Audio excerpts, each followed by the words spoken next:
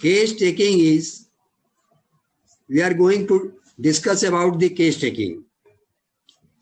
Case taking is a procedure of collecting complete information about the disease of the patient. In homeopathy, case taking is an more art than the science. We must understand this is more an art than the science. The principal aim and of the same in different system of treatment of case taking, but in homeopathy varies widely in case taking. The nosological terms are of known use in homeopathy for case taking and prescribing the medicine. Though the process of case taking is scientific, but its application and achievement is an art. We must know that a case well taken is half cured. As in last session, Dr. Gupta has said that a case well taken is half cured. अगर एक case हम अच्छी तरह से ले लेते हैं तो समझ जाइए कि आधा वो ठीक हो गया.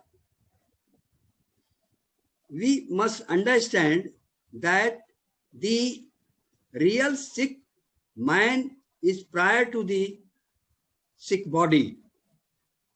The real sick man is prior to the sick body. Then we have to proceed. What are the requisites of the physician?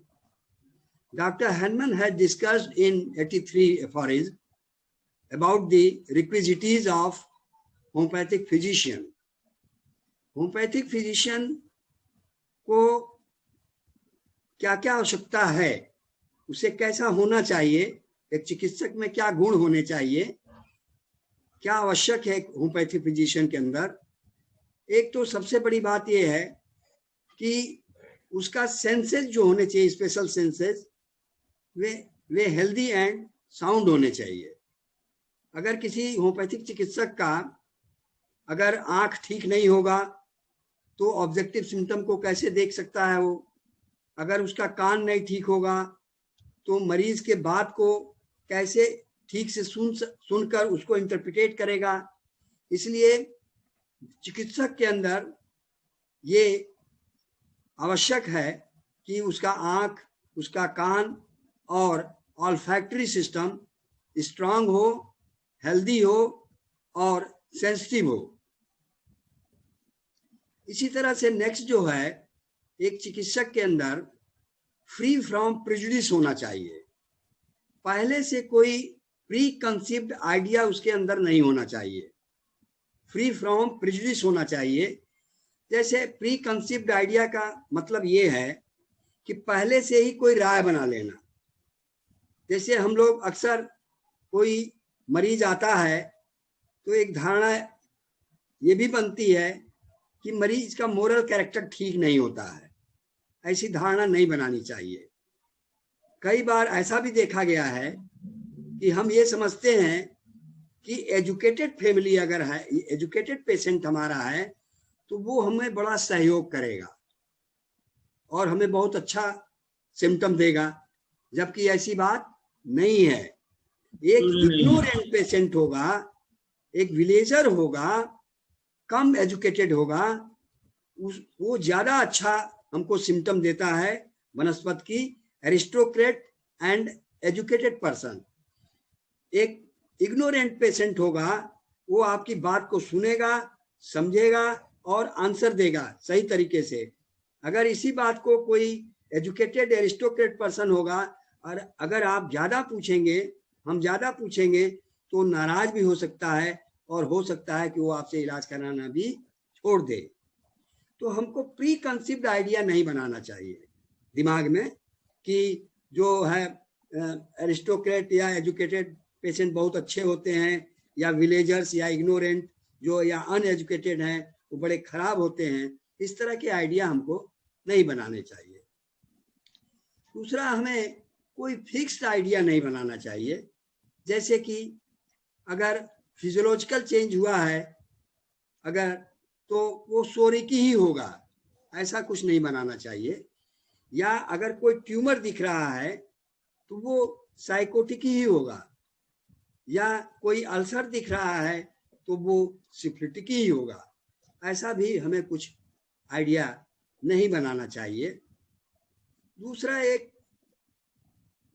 Preconceived idea हम लोग पाल लेते हैं होम्योपैथिक चिकित्सक कि हमने कोई ट्रीटमेंट किया हुआ है।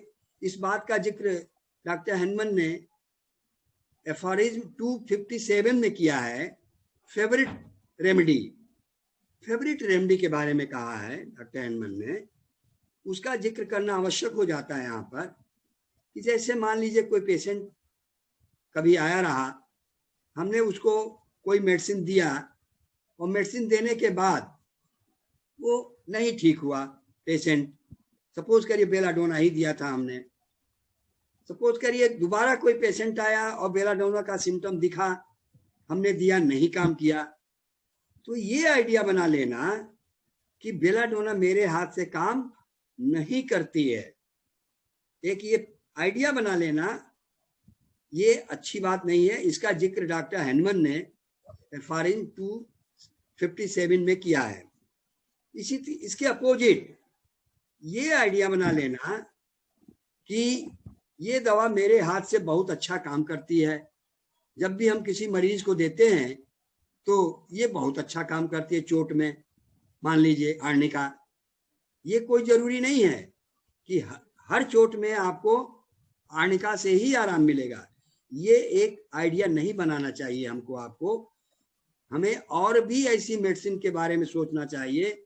दसियों बीसियों मेडिसिन ऐसी हैं जो चोट में काम आती हैं। तमाम औषधियां हैं जिनके बारे में हम कभी सोच भी नहीं सकते हैं। जैसे ओवर मस्कुलर एक्सर्शन करने से अगर कोई प्रॉब्लम हो जाए जिसके बारे में हम कभी सोचते ही नहीं है, जैसे सिम्सिफ्यूगा है, ओवर मस्कुलर एक्सर्शन के बाद कोई प्रॉब्लम हो जाती है तो सिम्सिफ्यूगा, उसमें कभी हम सोचते ही नहीं है।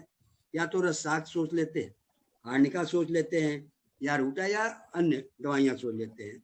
यानी ये दोनों बातें हमको ध्यान देना है कि हमें इस तरह का आइडिया नहीं बनाना चाहिए कि हमारे हाथ से तो आर्निका बहुत अच्छा काम करता है, हमारे हाथ से तो लीडम पाल बहुत अच्छा काम करता है। हमें वास्तव में मरीज का वास्तव में केस टेकिंग लेने के बाद क्या वास्तविक तस्वीर है उसको हमें समझना पड़ेगा। इसलिए ये चिकित्सक का ये भी कर्तव्य है कि attention in observing to find out the true picture of the patient. यानी पेशेंट, डॉक्टर को एकदम अटेंटिव होना चाहिए, सारा इधर उधर छोड़ करके उसको सारा फोकस उस पेशेंट के ऊपर करना चाहिए, ताकि उसका true picture of the disease, true picture of the patient हम उसको प्राप्त कर सकें। और इसी तरह से हमें these are the requisites of homeopathic physician. अब हम आते हैं प्रोसीजर, कैसे केस टेकिंग लेना है, इसके ऊपर हमें ध्यान देना है। जैसा हम लोग करते हैं, आम हम लोग करते हैं वैसे ही डिस्कस करते हैं हम कि जैसे कोई पेशेंट आता है हमारे पास तो सबसे पहले हम क्या करते हैं कि उसका नाम पूछते हैं, नाम नोट करेंगे, उसका एज पूछते हैं, सेक्स पूछते हैं, एड्रेस पूछते हैं और ऑक्यूपेशन पूछते हैं। ऑक्यूपेशन में present occupation, past occupation, married है, अनमैरिड है, उस पेशेंट का आप फिगर कैसा है, थिन है, लीन है, फैट है, उसका वेट भी ले सकते हैं आप, टेम्परेचर ले सकते हैं, उसका ब्रेथ ऑफ द चेस्ट ले सकते हैं, रिलीजन के बारे में रिलीजन लिख सकते हैं। तो ये सारी प्रिलिमिनरी इंफॉर्मेशन है। सबसे पहले हम प्रिलिमिनरी इंफॉर्मेशन लेते हैं पेशेंट के ऊपर। उसके बाद जो है, अब ये है कि एक प्रश्न उठ सकता है कि हमको सेक्स के बारे में क्या जरूरत है जानने की, फीमेल है कि मेल है। तो ऐसा नहीं है। कुछ some particular diseases are found only in female, as for example menstrual problem, licoria, and some sort of diseases are found only in male. For example, hydrocele, prostatic problems, ulcer, etc. तो हमें as के बारे में, sex के बारे में, occupation, ये सब बहुत महत्वपूर्ण है। Age is also very important during case taking. Some sort of diseases are found only in children. For an example, whooping cough, measles, diphtheria. These are mostly found in the children, and some diseases are found in the adult. Arthritis, blood pressure, diabetes, rheumatism. तो ये important है हमको जानना कि उसकी उम्र क्या है। अब आता है कि occupation is also very important. Occupation जो है, अगर सपोज करिए कि पेशेंट जो आया है वो प्रेस में काम करता है, किसी प्रेस में काम करता है, तो बहुत संभावना है कि उसको सीवियर कॉन्स्टिपेशन से वो ग्रसित हो। क्यों होगा? क्योंकि लेड और प्लम्बम की पॉइजनिंग होती है उसमें। प्रेस में काम करने वाले को जो यूज होता होगा वो लेड और प्लम्बम, सीसा का प्रयोग होता है, इसलिए उसको कॉन्स्टिपेशन होता है। तो ये हमें समझने की जरूरत है। इसीलिए हम पूछते हैं कि आपका व्यवसाय क्या है, आपका ऑक्यूपेशन क्या है। इसी तरह से हम, अगर स्टोन कटर है, अगर बालू पहाड़ काटने का काम करता है मान लीजिए, तो उसको सिलिकोसिस होगा, सिलिकोसिस। इसी तरह से कोल कटर अगर है, कोल कटर है, तो उसको निमोकोनियोसिस होने की संभावना है ज्यादातर। यानी ये लंग की बीमारियां हैं, तो निमोकोनियोसिस हो सकता है उसको। तो हमें ऑक्यूपेशन के ऊपर भी बहुत ध्यान देने की जरूरत है। नेक्स्ट, रिलीजन का प्रश्न आता है कि हमको रिलीजन से क्या लेना देना है। भाई ऐसा नहीं है। आपने देखा होगा अमूमन कि कुछ लोग आते हैं तो ज्यादातर कॉन्स्टिपेशन से वो कम्युनिटी ज्यादातर पीड़ित होती है, और वो कम्युनिटी जो है वो ज्यादातर एल्युमिनियम के यूटेंसिल्स यूज करती है, एल्युमिनियम के यूटेंसिल्स, बर्तन प्रयोग करती है। तो उनको ज्यादा कॉन्स्टिपेशन होता है, जिसमें हम लोग एल्यूमिना देने की कोशिश करते हैं। तो इस तरह से जो है रिलीजन का भी बहुत फर्क पड़ता है। जैसे जीव जो यहूदी होते हैं लोग, उनको टीबी बहुत होता है, यहूदी लोगों को। निग्रोज को येलो फीवर होता है। और एक हम लोगों ने पढ़ा होगा बैक्टीरियोलॉजी में कि जो टेप वर्म है, टीनिया सेजिनेटा और टीनिया सोलिनम, टीनिया सेजिनेटा जो है टेप वर्म, वो गाय में मिलती है, गाय में ज्यादातर। तो बीफ कौन खाता है? हमको आपको पता है, बीफ खाने वालों को ये प्रॉब्लम टेप वर्म की ज्यादा होती है, और उनमें सिस्ट भी बन सकता है, ब्रेन पर तक भी वो जा सकता है उसका लार्वा। सिस्टिसिरस सर्कोसिस हो सकता है उसको, एपिलेप्सी भी हो सकती है। तो इस तरह से कुछ एक ऐसा टीनिया सोलिनम एक टेप वर्म है, जैसे टीनिया सेजिनेटा बताया हमने, इसी तरह से टीनिया सोलिनम है, जो लोग पोर्क खाते हैं यानी सुअर का मांस खाते हैं, उन लोगों को इसकी बीमारी, उनके में आंतों में ज्यादातर टेपवर्म पाया जाता है, टीनिया सोलिनम, और उससे भी हाइड्रेटेड सिस्ट बनने की संभावना होती है। तो इस तरह से हमको जो प्रिलिमिनरी इंफॉर्मेशन है वो हमारे लिए बहुत ही महत्वपूर्ण है। अब जैसे कि कहाँ उनका रेजिडेंस कहाँ है, ये भी हमारे लिए बहुत इम्पोर्टेंट है। वो कहाँ रहते हैं, कोई ऐसे डैम प्लेसेस पे तो नहीं रहते हैं। अगर डैम प्लेसेस पे रहते हैं तो उनकी बीमारी जो का कारण जो है डैम्पनेस हो सकती है, वो एज ए मेंटेनिंग काज हो सकता है। तो ये सारी चीज़ें हमको पता करनी चाहिए। एड्रेस का क्या है, एड्रेस हमको गार्जियन का भी ले लेना चाहिए पेशेंट का, अगर स्त्री आई है तो हस्बैंड का ले लेना चाहिए, इसलिए कि कोई विशेष बात हो, ज़रूरत हो तो हम फ़ोन करके भी या फ़ोन नंबर ले लीजिए, हम पता कर सकते हैं, उनको इन्फॉर्म कर सकते हैं। तो इस तरह से प्रिलिमिनरी इंफॉर्मेशन लेने के बाद हमको अब रोगी जिस मर्ज के लिए आया है, जिस तकलीफ के लिए आया है, जो उसका चीफ कंप्लेंट है, आप पूछेंगे, हम पूछेंगे कि भाई क्या तकलीफ है आपको, और तकलीफ जो है वो बताना वही शुरू करेगा जो सबसे ज़्यादा उसको ट्रबलिंग है, जो सबसे ज़्यादा कष्ट में है। तो रोगी को एक आपको इंस्ट्रक्शन देना होगा कि भाई आप धीरे धीरे बोलेंगे ताकि हम इसको नोट डाउन कर सकें, एक ये आप उनको बोलना होगा। तो आप बोलिए उनसे कि आप अपनी तकलीफें बताइए। मरीज जो है अपनी तकलीफें बताना शुरू कर देगा, और हमको ये ध्यान देना है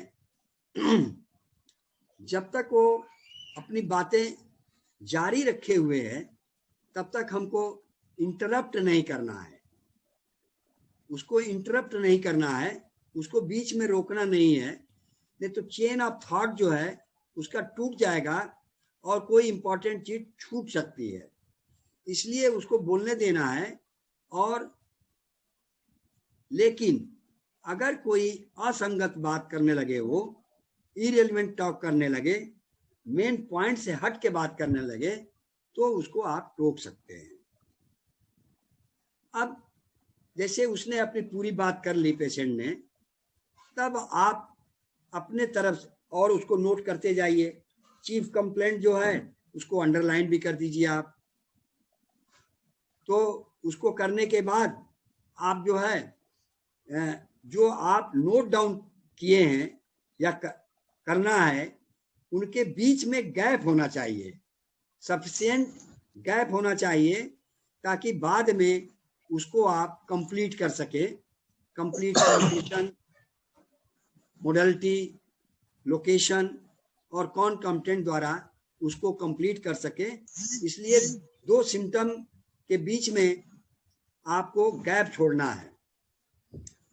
इसके बाद जो है, अब आप अगर मरीज पूरी बात अपनी कर लेता है तो उससे आप ये पूछेंगे कि ये बीमारी जो है आपका कितने दिन से है, आपको ड्यूरेशन ऑफ डिजीज कितने दिन से है। फिर उसके बाद पूछेंगे कि इसका आप क्रमवार आप बताइए, क्या क्रम है इसका, यानी क्रोनोलॉजिकल ऑर्डर में उस बीमारी के बारे में आपको पूछना है। क्रोनोलॉजिकल ऑर्डर मतलब सीक्वेंस ऑफ इवेंट्स। जैसे एक एग्जाम्पल द्वारा हम आप समझ सकते हैं कि एक लैरिंक्स का कैंसर का रोगी है मान लीजिए, और वो आता है तो उससे वो बताता है कि हम पूछेंगे कि कैसे हुआ था आपको प्रॉब्लम, कुछ बताएं कैसे शुरुआत हुआ था। तो बताएगा कि हमको साल भर पहले जो है हमको गले में स्वेलिंग हो गई थी, और 6 महीने बाद जो है हमको गले में खराश होने लगा था, होर्सनेस होने लगा था, यानी आवाज बैठने लगी थी, और अब हमको 3 महीने से स्वेलोइंग में यानी निगलने में हमको तकलीफ हो रही है। तो ये क्रोनोलॉजिकल ऑर्डर हुआ है। हमको कोई भी बीमारी के बारे में मेन चीफ कंप्लेंट हमका क्रोनोलॉजिकल ऑर्डर हमको जानकारी होनी चाहिए। अब ये है कि हमको जो सिम्टम ले लिया हमने, फिर इसके बारे में हमको पूछना होगा कि ट्रीटमेंट की क्या हिस्ट्री है, यानी आपने ट्रीटमेंट जो कराया है वो ट्रीटमेंट एलोपैथिक कराया है, आयुर्वेदिक कराया है, होम्योपैथिक कराया है, तो उसके बारे में पूछेंगे। और पूछने के बाद अगर वो मरीज बता सकने में सक्षम है तो एलोपैथिक ड्रग के बारे में बताता है तो उसको नोट कर लेंगे, आयुर्वेदिक ड्रग के बारे में बताता है उसको नोट कर लेंगे। यदि होम्योपैथिक प्रिस्क्रिप्शन लेके आया है, अगर उसमें दवाई है तो उसको भी आप नोट कर लेंगे। ये हमारे लिए बहुत ही महत्वपूर्ण होगा। अगर होम्योपैथिक प्रिस्क्रिप्शन है तो हमारे लिए बहुत ही महत्वपूर्ण होगा, और एलोपैथिक भी है तो हमारे लिए महत्वपूर्ण क्यों होगा भाई? महत्वपूर्ण इसलिए होगा कि अगर एलोपैथिक इलाज जो कराते अभी तुरंत आया है तो हमारे लिए इम्पोर्टेंट इसलिए है कि हम उसको तुरंत अपनी कोई मेडिसिन नहीं देना चाहिए।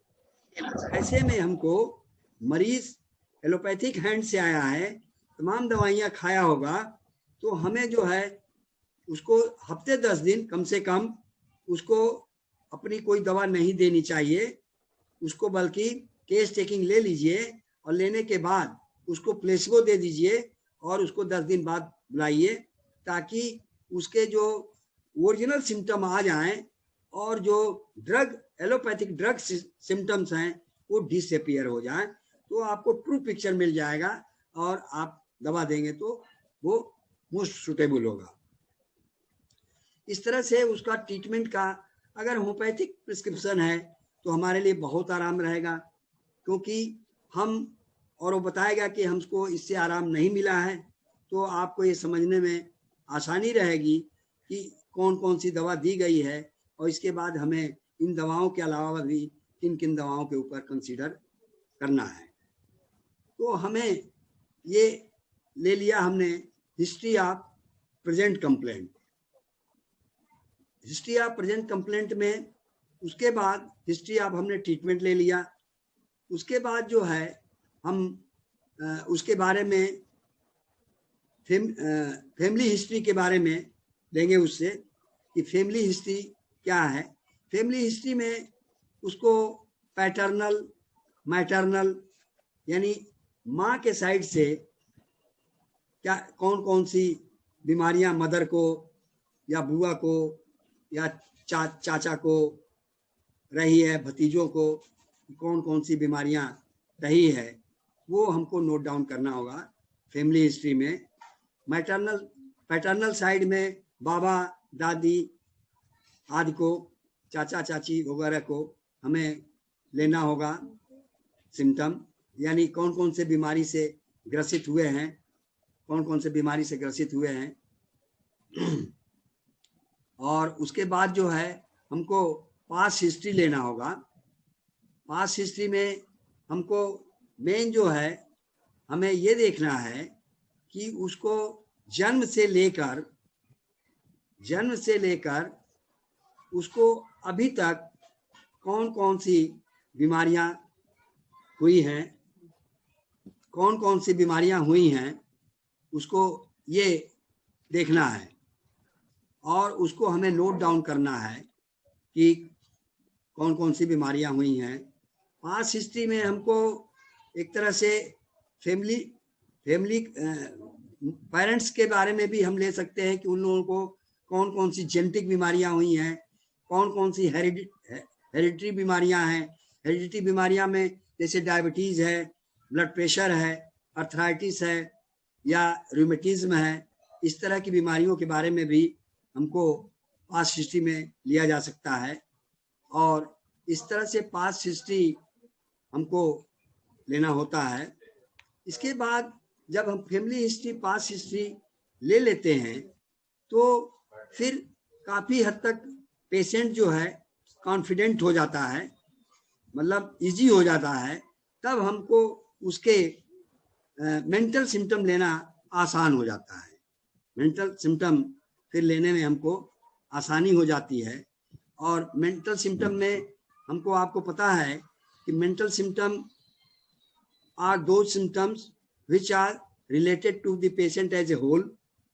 अब उसमें मेंटल सिम्टम भी हमको मेन दो प्रकार के होते हैं, एक मेंटल जनरल, फिजिकल जनरल।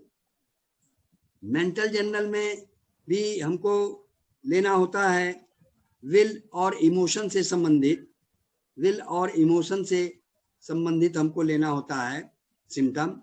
तो विल और इमोशन से क्या है, जैसे उसको हेट्रेड है, किसी से घृणा है, लव है, या फ्रस्ट्रेशन उसको है, लोदिंग ऑफ लाइफ है, एंगर है, डिसअपॉइंटमेंट है।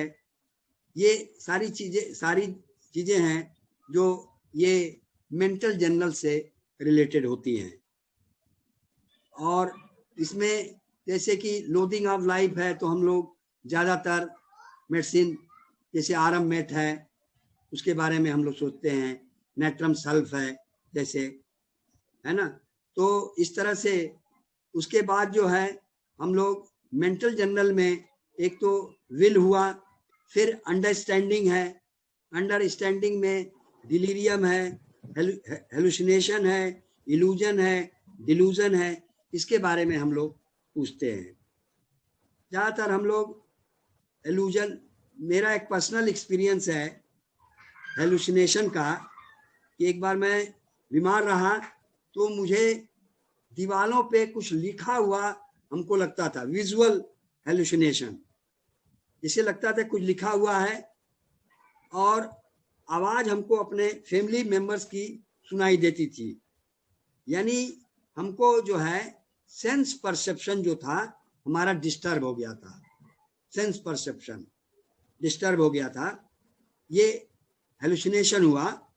और इल्यूजन में जो है वो इल्यूजन में क्या है कि जैसे कोई चीज़ है, प्रेजेंट है कोई चीज़ और उस फॉल्स परसेप्शन हो जाता है, यानी डिसऑर्डर्ड फॉल्स परसेप्शन, यानी जैसे रस्सी हो और उसको सांप समझ लेना, ये इल्यूजन हुआ, ये इल्यूजन हुआ। और जैसे कि डिल्यूजन क्या है, डिल्यूजन में ये है कि डिसऑर्डर ऑफ थॉट, थॉट में यानी हमको लगता है कि कोई हमको दौड़ा रहा है या कोई हमको जहर दे देगा, हमारे बारे में कोई आलोचना कर रहा है, तो इस तरह के अंडरस्टैंडिंग उसकी गड़बड़ हो जाती है in the form of illusion, delusion, delirium, hallucination. तो मेंटल जनरल में विल एंड इमोशन, देन ये हुआ अंडरस्टैंडिंग, देन हुआ आपकी इंटेलेक्ट। इंटेलेक्ट में क्या है कि पेशेंट को भूलने की बीमारी हो जाती है, इंटेलेक्ट में जो उसकी बौद्धिक क्षमता है कम हो जाती है, तो राइटिंग में गड़बड़ी हो जाती है, बोलने में गड़बड़ी हो जाती है, मिस्टेक करता है। कहने का मतलब ये है कि वो मिस्टेक करता है, डलनेस हो जाती है उसके अंदर, कंफ्यूजन हो जाता है, कोई हर ज़्यादातर कंफ्यूजन हो जाता है। जैसे कि हमने आपने पढ़ा है कंफ्यूजन, जैसे एनाकार्डियम में टू व्हील्स का, है ना, या पेट्रोलियम में जैसे उसको लगता है कि हमारे बेड पर दो लोग हैं सोए हुए जबकि कभी सोया हुआ, तो इस तरह के ये हो जाता है इंटेलेक्ट के बारे में। अब मेन सिम्टम उसके बाद जो है सिम्टम आते हैं हमारे पर्टिकुलर सिम्टम्स।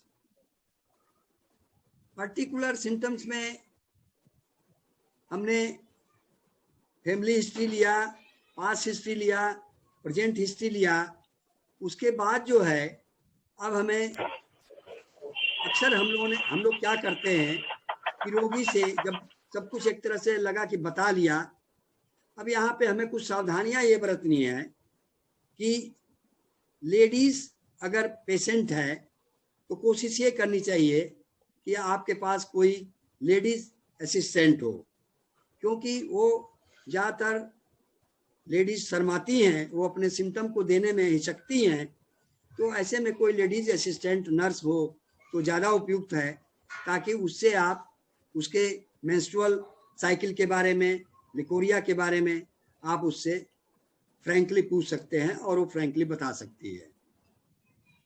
तो इस तरह से जब हम सिम्टम सारे ले लेते हैं पेशेंट का, तब उसके बारे में, तब उससे हम पर्टिकुलर सिम्टम्स के बारे में पूछते हैं, जैसे कि थर्स्ट के बारे में, एपिटाइट के बारे में, या मोडलिटी के बारे में, अल्टरनेट सिम्टम के बारे में। जैसे अल्टरनेट सिम्टम में जैसे क्या होता है कि एक रोगी होता है, उसको जाड़े में तो सर दर्द होता है और गर्मी में उसको डायरिया होने लगती है। तो ऐसे पेशेंट आते हैं।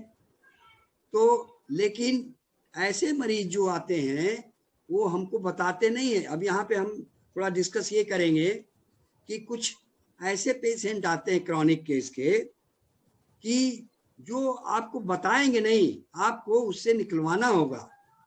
जैसे कि अगर वो कहता है कि हमको हर जाड़े में ही हमको सर दर्द होता है, तो आपको एक पूछना होगा, पूछा जा सकता है कि गर्मी में क्या क्या तकलीफ होती है आपको।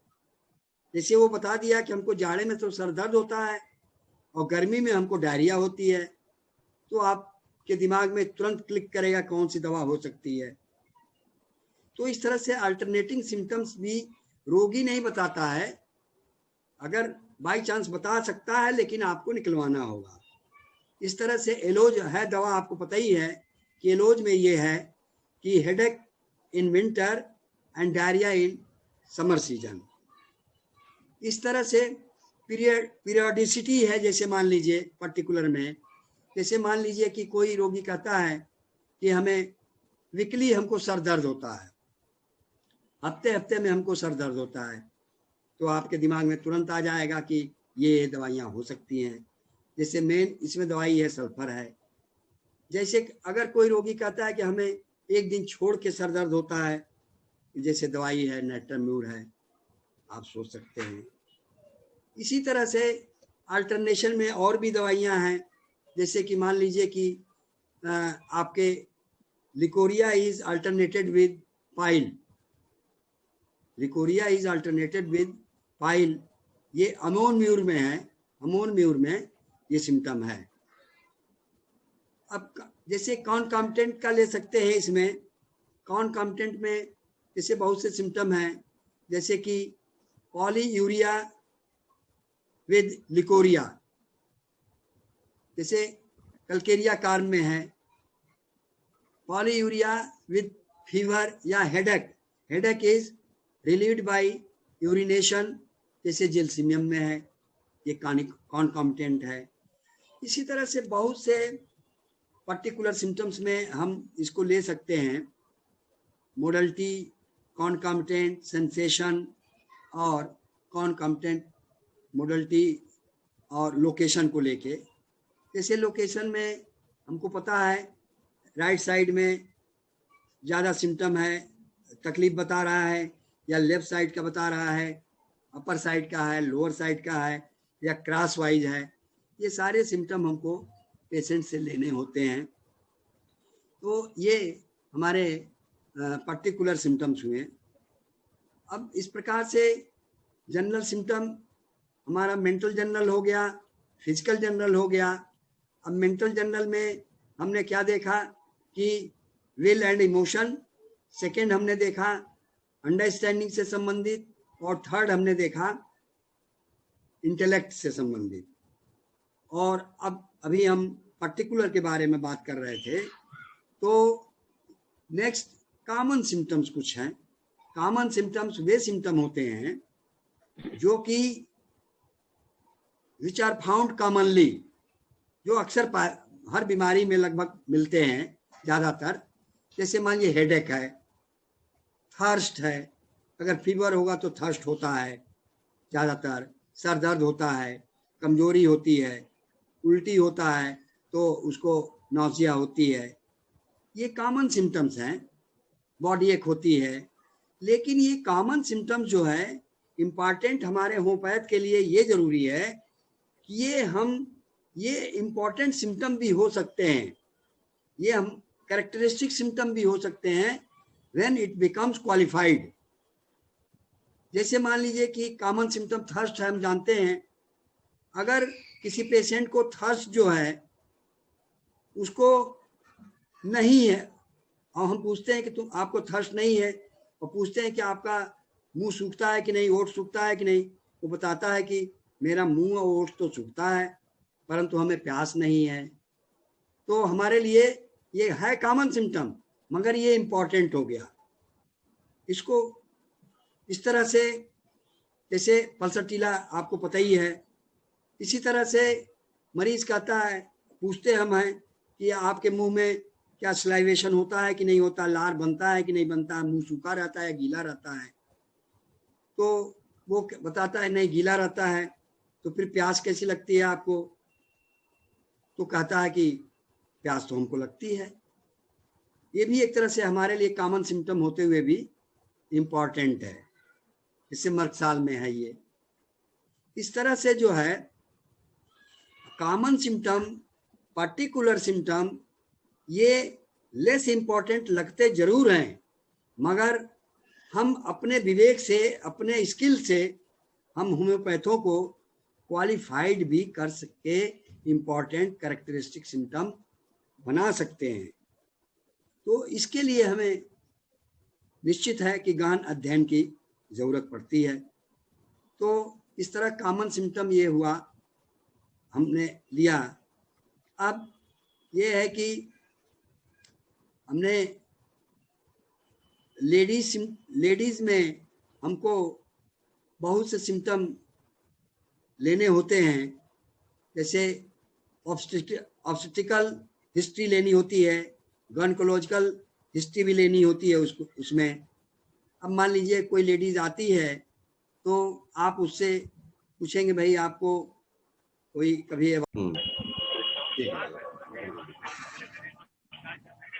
हम डिस्कस कर रहे थे लेडीज के हिस्ट्री के बारे में कि उसको लेडीज से हमें ये पूछना होगा कि आपका मिसकैरेज या एबार्शन कब हुआ है, क्योंकि मिसकैरेज एबार्शन के बाद भी कंप्लेंट होते हैं।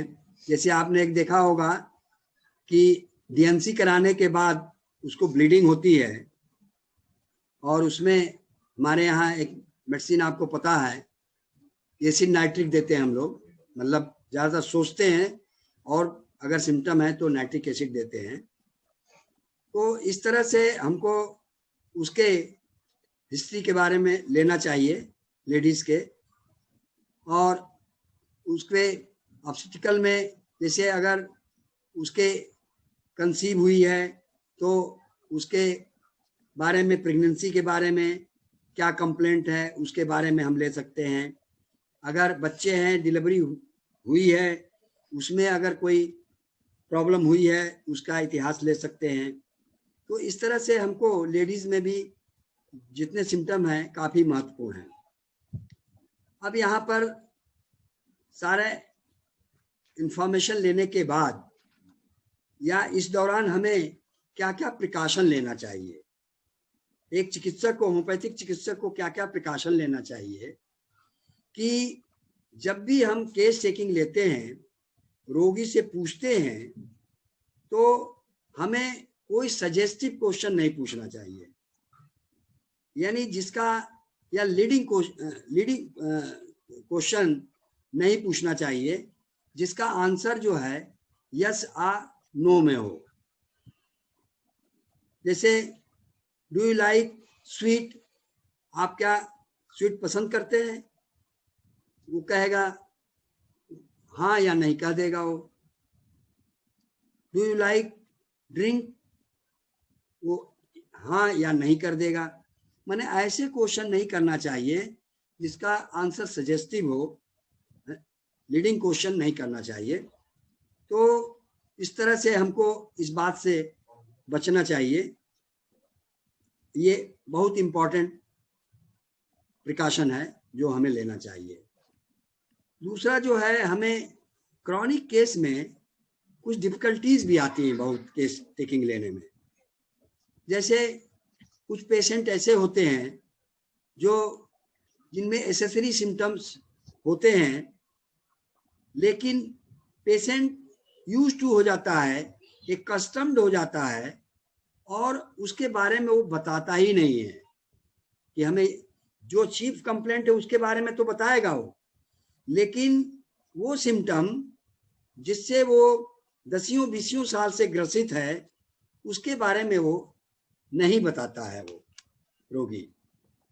तो हमें जो है उससे, अब ये हमारा स्किल है कि हम उससे कैसे निकलवाएं, और जब आप उससे काफ़ी जिरा करेंगे तो वो बता भी सकता है। आप कहेंगे, और देखिए उसके लिए क्या करते हैं हम, आप ज़्यादातर करते हैं कि एक एक करके जब लगता है कि हम सारा केस टेकिंग ले लिए हैं तो एक बार हम उससे ज़रूर पूछते हैं कि और कुछ रह गया क्या, या और कोई कंप्लेंट है आपको, और कोई हो तो बताइए।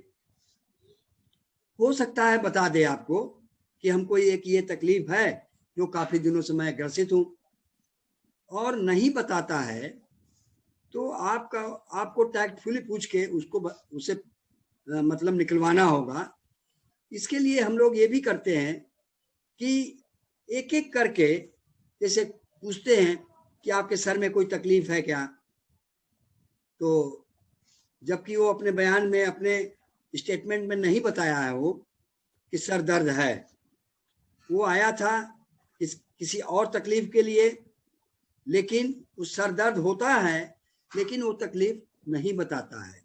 तो हमें एक सिस्टमेटिक एक तरह से अगर हम ऐसा कर सकते हैं कि सर में आपको कोई तकलीफ है तो वो जोर देगा दिमाग पे कि हाँ सर दर्द तो होता है मुझे, तो उसके बारे में आप नोट कर सकते हैं कि कब होता है, कैसे होता है, उसकी सारी चीज़ें ले सकते हैं आप। सेंसेशन, मोडलिटी, कॉन्कामिटेंट, लोकेशन ले सकते हैं आप। उसी तरह से आप पूछेंगे रीजन में कोई प्रॉब्लम आपको, तो कैटरेक्ट के बारे में बता सकता है वो, या डीम विजन के बारे में बता सकता है। कान के बारे में पूछेंगे आपको कोई सुनने में कोई प्रॉब्लम तो नहीं है, तो हो सकता है कि वो इस समय ना बताया हो या उसको प्रॉब्लम हो सुनने में। तो इसी तरह से हम नाक में पूछ सकते हैं, इसी तरह मुंह में, गले में पूछ सकते हैं, चेस्ट में पूछ सकते हैं, पेट में पूछ सकते हैं। इसी तरह से सारे शरीर में एक एक करके हम उससे पूछकर बहुत से सिम्टम, हो सकता है कि उससे पूछें कि आपको मोशन कैसा होता है आपको, तो बताएगा अरे डॉक्टर साहब ये तो मैं बताना ही भूल गया आपसे, हमको तो कॉन्स्टिपेशन इतने सालों से है। तो निकल आएगा जिस चीज़ के बारे में अभी हम जिक्र कर रहे थे। कुछ ऐसे सिम्टम, एसेसरी सिम्टम्स होते हैं जो रोगी उसको महत्व तो नहीं देता है क्योंकि वो काफ़ी दिनों से वो बीमार होता है। तो क्रॉनिक केस में हमको ये प्रॉब्लम होती है। दूसरा है कि जैसे वन साइडेड डिजीज है, वन साइडेड डिजीज में रोगी केवल एक ही चीज़ बताता है कि हमें एक्जिमा हो गया है, बस इसमें खुजली होती है। तो अब हमें ये स्किल होना चाहिए कि हम उससे पूछें कि आपको, जैसे पास्ट हिस्ट्री हमने लिया, उससे लिया हुआ है, उसके मदर फादर लिया हुआ है कि कहीं उसके परिवार में या उसको स्वयं में उसको दमा वगैरह तो नहीं हुआ है। ज़्यादातर ऐसा देखा गया है कि दमा अगर ठीक हो जाता है तो एक्जिमा हो जाता है, और एक्जिमा अगर सप्रेस हो जाता है तो अस्थमा हो जाता है। ऐसा अक्सर ये देखा गया है। तो वन साइडेड डिजीज में हमको इस तरह से, जैसे आर्सेनिक वगैरह में ये सिम्टम है ज़्यादातर, और भी बहुत सी दवाइयों में है, आर्सेनिक में भी है ये सिम्टम। इसी तरह से जैसे अर्टिकेरिया है, अर्टिकेरिया आएगा आपके पास, कहेगा कि हमको तो बस जलन और खुजली हो रही है।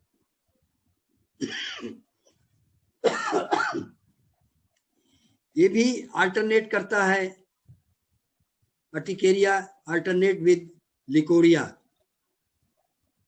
अल्टरनेट विद लिकोरिया जो है ये कलेडियम में है, ये सिम्टम कलेडियम में।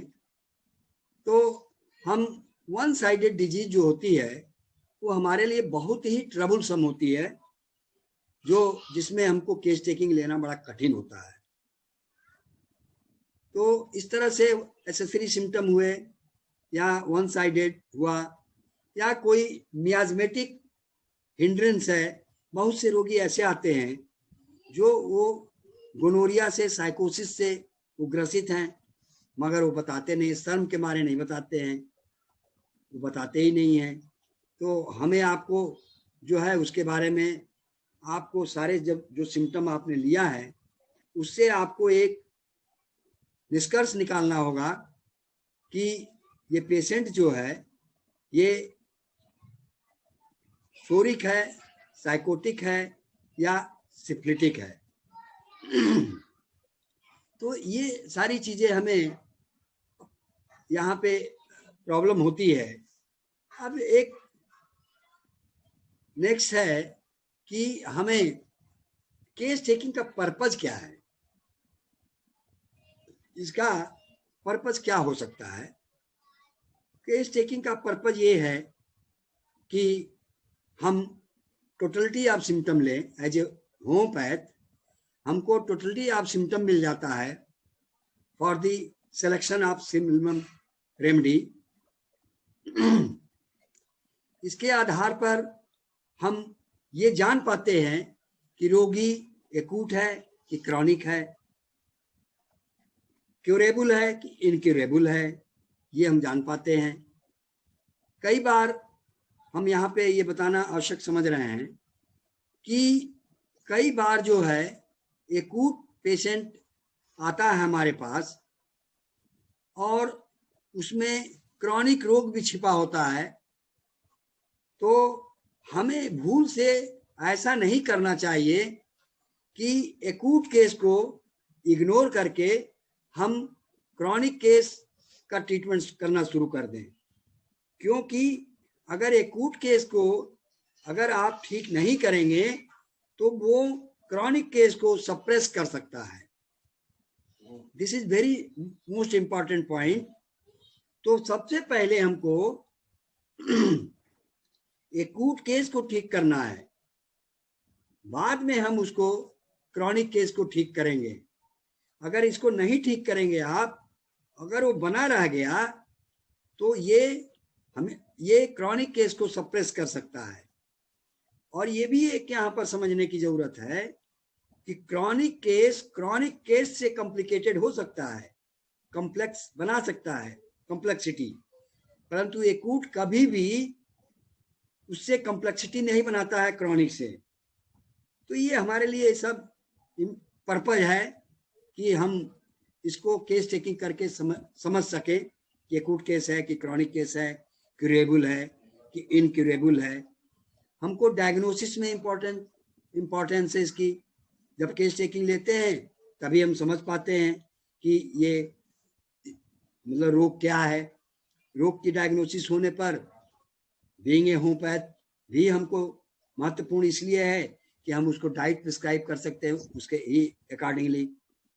हमारी मेडिसिन प्रिस्क्राइबिंग में भले ही उसकी इम्पोर्टेंस ना हो, लेकिन मैनेजमेंट में हमको उससे मदद मिलती है। और डायग्नोसिस में उसमें ऑब्जेक्टिव जो सिम्टम्स होते हैं उसके आधार पर हम जो है समझ पाते हैं कि कैसा केस है। तो इस तरह से हमारा पर्पज जो है, अनेकों पर्पज है केस टेकिंग का, लेकिन जो शुरू में हमने आप लोगों को बताया कि in homeopathy case taking is an more art than the science. इसको समझना बहुत इंपॉर्टेंट है। It is more an art than the science. दो the case taking is same in different system of treatment, but its approach varies widely in homeopathy.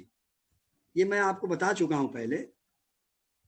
और अक्सर हम लोग ऐसा कहते हैं, ये समझने वाली चीज, ये बड़ी गूढ़ चीजें हैं कि हम ये समझें कि a real sick man is prior to the sick body. इस चीज को हम समझें कि ये जो है a well taken case is half cured. मतलब अगर आप केस टेकिंग प्रॉपर कर लिए हैं तो समझिए कि आधा ठीक हो गया, ऐसा हम मानते हैं। In every case we take on is a new word we enter. एक प्रत्येक हमारा नया केस हमारे लिए एक संसार है जिसमें हमको विचरण करना है। विचरण इसलिए करना है कि हमें कोई मेडिसिन को निकालना है। तो ये हैं बड़े गूढ़ शब्द हैं, गूढ़ अर्थ हैं, और हमको एज ए होम्योपैथ समझने की आवश्यकता है। अब यहाँ पे एक पॉइंट आता है रिकॉर्ड कीपिंग। देखिए, केस टेकिंग बहुत छोटी मोटी चीज नहीं है कि हम लोग 40 मिनट में या 50-60 मिनट में डिस्कस कर लें। बहुत सी चीजें ऐसी हैं जो बहुत टाइम लगता है, लेकिन हम इसको समराइज वे में करना चाहते हैं, सारे पॉइंट्स को टच करना चाहते हैं। अब रिकॉर्ड कीपिंग कितना इंपॉर्टेंट है समझिए आप। अगर आप रिकॉर्ड कीपिंग नहीं करते हैं, यानी जो केस टेकिंग लिया है आपने, अगर उसको आप प्रिजर्व नहीं करते हैं, अपने पास नहीं रखते हैं, तो कई तरह की परेशानियां हो सकती हैं।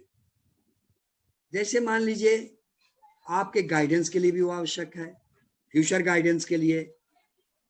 या सपोज करिए कोई आपका होम्योपैथ भाई है, उसके पास आपका केस चला गया है, तो और वो आपसे रिक्वेस्ट कर रहा है कि आपने क्या क्या दवा दिया था उसको, डॉक्टर साहब बताइए। तो आपने अगर केस रिकॉर्ड आपके पास नहीं तो आप कैसे मदद कर सकते हैं? तो इसके लिए, और एज ए डिफेंसिव भी है, ये आपके बचाव के लिए भी है। मान लीजिए कोई बात ऐसी आती है, कोई लीगल इलीगल कोई बात आती है, तो रिकॉर्ड कीपिंग रहेगा तो आप बता सकते हैं कि भाई देखिए ये चीजें हमने पूछा था, ये चीजें हैं और ये हमने दिया है। कौन सी मेडिसिन आपने दिया है, क्या दिया है, तो आप रिकॉर्ड रहेगा आपके पास तो ये बता सकते हैं। तो ये सारी चीजें हैं केस टेकिंग, इसके बारे में संक्षेप में हम लोगों ने डिस्कशन किया। अब मैं डॉक्टर आदर्श से जानना चाहूंगा, कुछ इसमें बताएं जो छूट गया हो, मोस्ट इम्पोर्टेंट। अरे सर, मैं एक्चुअली बाहर हूँ। अच्छा अच्छा। तो हाँ, भांजी को एग्जाम दिलाना आया था। अच्छा तो अच्छा। इस पे डॉक्टर पीयूष गुप्ता से राय लिया जाए। He is very good in case taking. हाँ हाँ हाँ हाँ, पता है मुझे। Doctor Piyush Gupta very good case taking. हाँ ठीक है सर। ठीक ठीक। हाँ डॉक्टर पीयूष गुप्ता, आप बताएं भाई, प्रकाश डालें।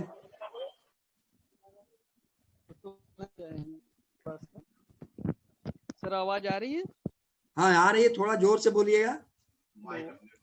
माइक जी, माइक अपने पास रखिए आप। अच्छा सर, ठीक है। अब आ रही है सर ठीक आवाज? हाँ आ रही है, अब आ रही है। ठीक है सर, बताएं। सर एक चीज तो सबसे पहले इसमें सर आपने बहुत अच्छा बताया, क्योंकि सर मुझे इसमें बहुत कुछ मिला है आज जी। आज बहुत कुछ मिला है सर। आज मैंने काफी कुछ सर नोट भी किया हुआ है। जी बाकी सर मैं ये बताना चाहूंगा जी कि सर एक तो एपेटाइट छूट गया था। एपेटाइट सर ये पूछना होता है कि पहली बात तो इसमें एक रूब्रिक, दो रूब्रिक आते हैं जी। एक हंगर एग्रावेशन और एक हंगर इंटॉलरेंस। हंगर एग्रावेशन और हंगर इंटॉलरेंस हम लोग कैसे कैसे उठाएंगे? तो पूछेंगे पेशेंट से कि क्या आप भूख सहन कर लेते हैं? अच्छा। तो यदि पेशेंट ने ये कहा कि हाँ डॉक्टर साहब हमसे भूख सहन तो हो जाती है, लेकिन अगर हमारा एक टाइम का खाना किसी वजह से मिस हो जाता है तो हमें सर दर्द हो जाता है और वो खाना खाने के बाद हमारा सही हो जाता है। Very good. तो हम लोग लेंगे हंगर इंटॉलरेंस या नहीं, इसको लेंगे हंगर एग्रावेशन। और ये कहा गया कि हमारा भूखा रहने पर सर दर्द या चिड़चिड़ाहट आती है और फिर वो सोने के बाद ही ठीक होता है। खाना खाने के बाद वो हमारा सर दर्द अगले दिन हमारा ठीक होता है। तो इसको लेंगे हम लोग हंगर इंटॉलरेंस। दोनों रूब्रिक अलग अलग हैं और जो भी कैंट से उठा लीजिए, कैंट पार्टी या कंप्लीट पार्टी जो भी आप लोग यूज करते हैं, उसमें दोनों अलग अलग पड़े हुए हैं।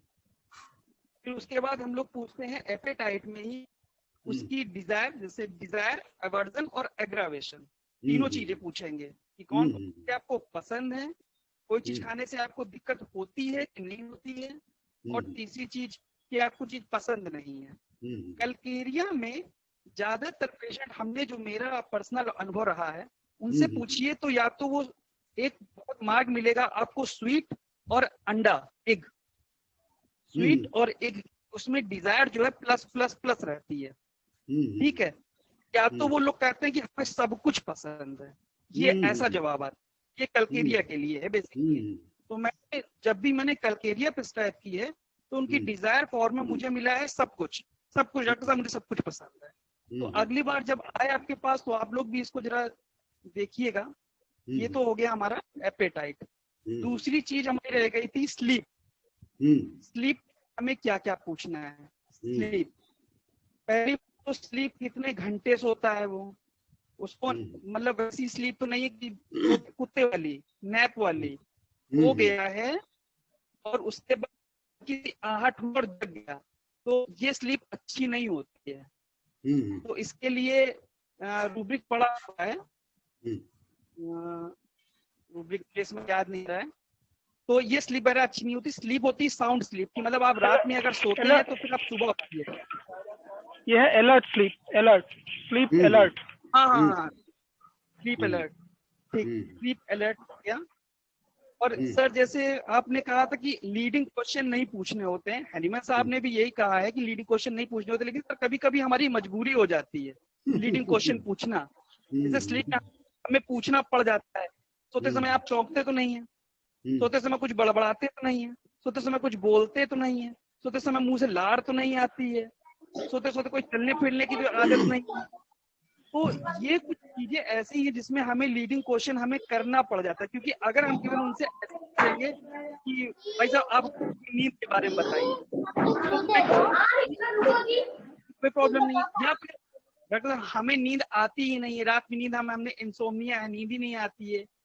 तो ये दोनों क्वेश्चन में हमारे बाकी क्वेश्चंस के हमें जवाब नहीं मिलते हैं।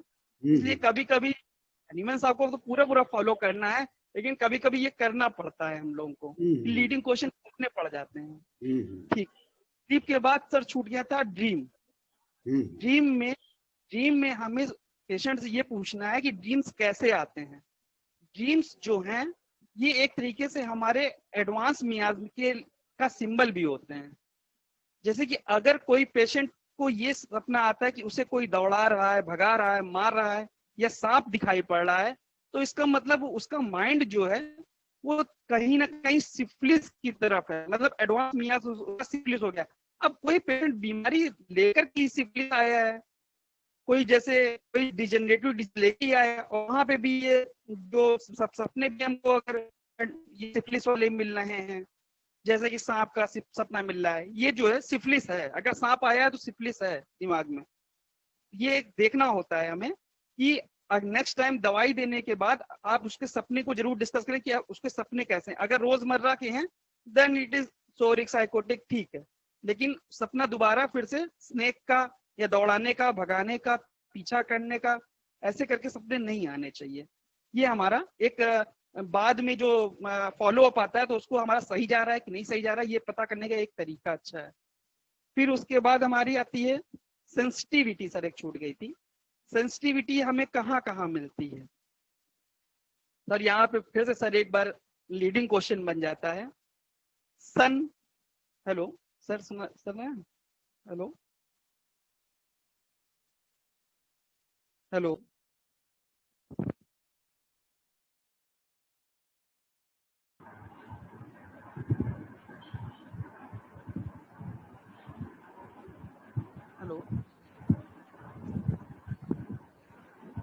हेलो।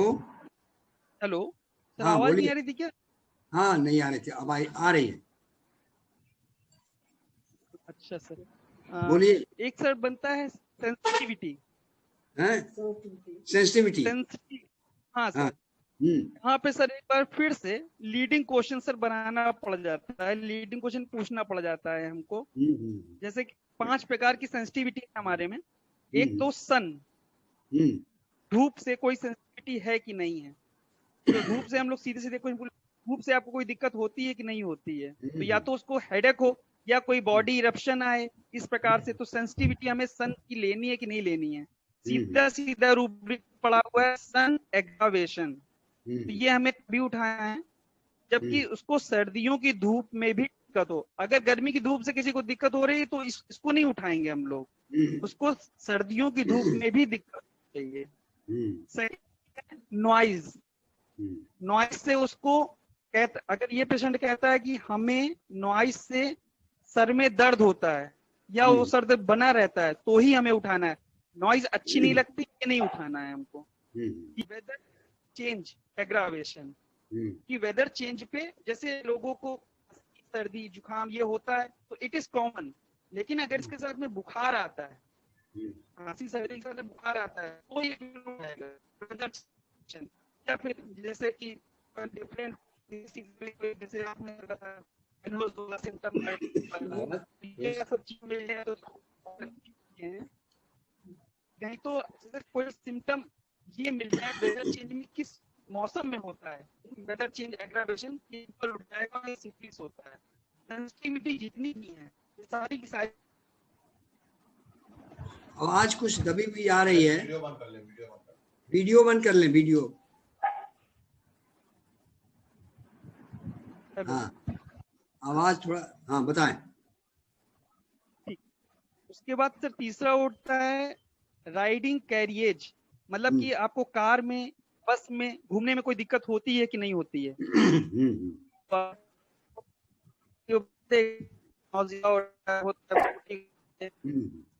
भी उठ जाएगा राइडिंग कैरिएज।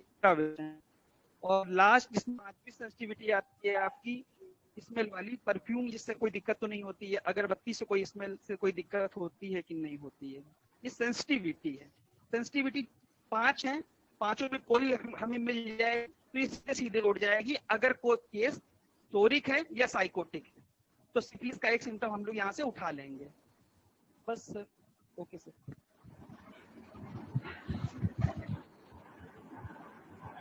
बहुत अच्छा आपने एक्सप्लेन किया, और अब आज जो है यही समाप्त किया जाए।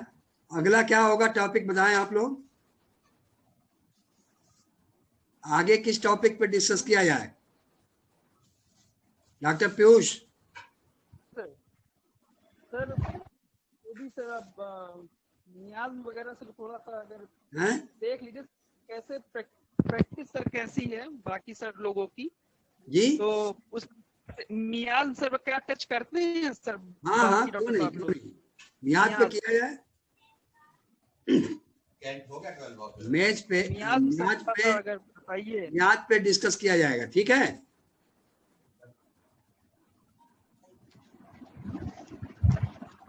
ठीक, हाँ सर, ठीक है, चलिए देंगे, पढ़ाएंगे जी। नमस्कार।